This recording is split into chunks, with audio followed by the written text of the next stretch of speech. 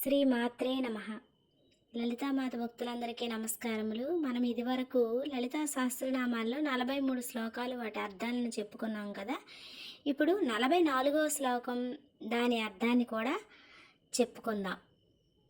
ఆ శ్లోకం ఏమిటంటే, నిర్లేప నిర్మల నిత్య నిరాకార నిరాకుల నిర్గుణ నిష్కళ శాంత నిష్కామ నిరుపప్లవ. నిర్లేప అంటే కర్మబంధములు అంటనిది. అంటే మనకి అనేక కర్మలు చేయటం ద్వారా అనేక బంధాలు అంటుతాయి. వాళ్ళ రుణాన్ని ఉంచుకోవటం, వాళ్ళతో సేవ చేయించుకోవడం, లేకపోతే ఎవరిదో ధనాన్ని మనం తినటం, వీటన్నిటి ద్వారా కర్మబంధాలు అంటుతాయి. అటువంటి కర్మబంధాలు అంటనిది అమ్మ అని అర్థం. నిర్మల అంటే మలినము లేనిది, అమ్మ మలినము లేనిది. నిత్య అంటే నిత్య సత్య స్వరూపిణి, నిత్య సత్యం. అమ్మ ఎప్పుడూ కూడా అమ్మే. అమ్మ ఎప్పుడూ కూడా నాశనం కానిది. అమ్మ సృష్టిలో నిత్యముగా ఉంటుంది.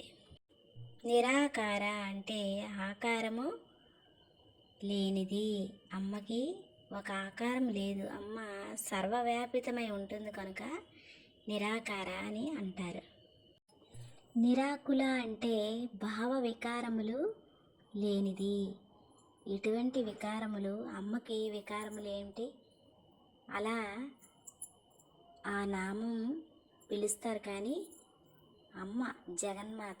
అమ్మకి వికారములు ఉండవు. మానవ మాతృలకి వికారాలు ఉంటాయి.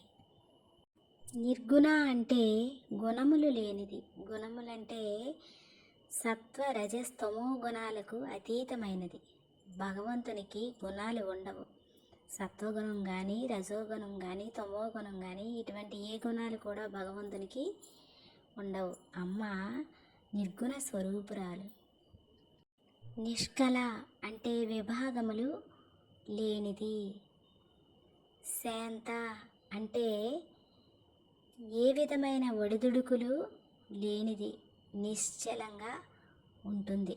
ఒడిదుడుకులు అనేవి ఉండవు.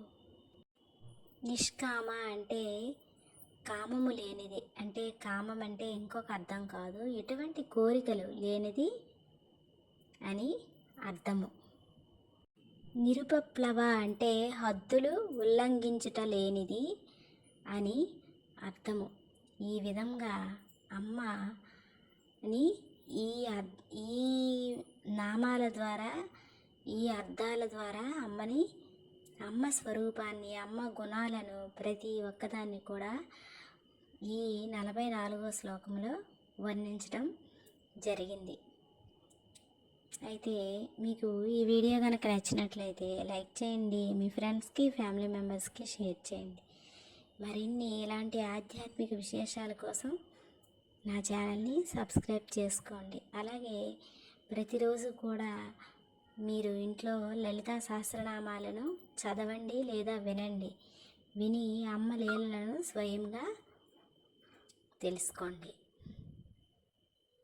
ఇంతకు మించి నేను ఇంకా ఏమీ చెప్పదలుచుకోలేదు. శ్రీ మాత్రే నమః.